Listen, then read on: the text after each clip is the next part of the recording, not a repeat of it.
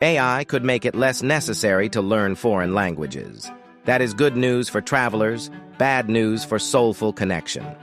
On holiday, many will find themselves in places where they do not speak the language. Once upon a time, they might have carried a phrase book. The rise of English has made that less necessary.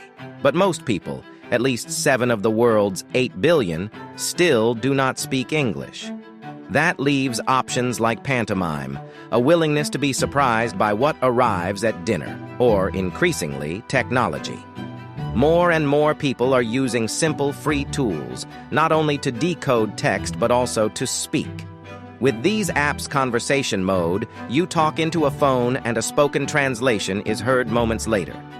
The app can also listen for another language and produce a translation in yours. You may still get a surprise or two. Google Translate may be the best-known name in machine translation, but it often blunders. Take "My wife is gluten-free," the kind of thing you might say at a restaurant abroad. In French or Italian, Google Translate renders this as "My wife is without gluten," true to the words rather than the meaning. DeepL Arrival does better, offering various options, most of them along the correct lines. The best tool may not be a translation app at all. Though not marketed for the purpose, ChatGPT, a generative AI system that churns out prose according to users' prompts, is multilingual. Rather than entering an exact text to translate, users can tell ChatGPT to write a message in Spanish to a waiter that "My wife and I would like the tasting menu, but that she is gluten-free, so we would like substitutions for anything that has gluten." And out pops a perfect paragraph, including the way Spanish speakers actually say, "My wife is gluten-free. Mi esposa es celíaca." It is a paraphrase rather than a translation, more like having a native-speaking dinner companion than an automated interpreter. Travel has long been a motivator for study, unless people start to feel tools offer a good enough service. Some are concerned that apps are turning language acquisition into a dwindling pursuit. Douglas Hofstadter, a polyglot and polymath writer, has argued that something profound will vanish when people talk through machines. He describes giving a halting, difficult speech in Mandarin, which required a lot of work, but offered a sense of accomplishment at the end. Who would boast of taking a helicopter to the top of Mount Everest? Others are less worried. Most people do not move abroad or have the kind of sustained contact with a foreign culture that requires them to put in the work to become fluent. Nor do most people learn languages for the purpose of humanizing themselves or training their brains.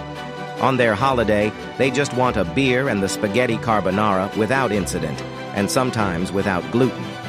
Translation becomes an even more popular labor-saving tool. People will split into 2 groups. There will be those who want to stretch their minds, immerse themselves in other cultures, or force their thinking into new pathways. This lot will still take on language study, often aided by technology. This is largely an Anglophone problem since native English speakers miss out on the benefits of language learning most acutely. In many countries, including Britain and America, schools and universities' foreign language departments have been closing. The British government recently devoted a modest fund to trying to get more secondary school pupils to study foreign languages. In the rest of the rich world, there is one thriving language that people still study: English. And in poorer countries, many people are multilingual as a matter of course. Africans and Indians learn languages because they are surrounded by them. But a focus on the learner alone misses the fundamentally social nature of language. It is a bit like analyzing the benefits of close relationships to heart health, but overlooking the inherent value of those bonds themselves. When you try to ask directions in broken Japanese or mangle a joke in halting German, you are making direct contact with someone.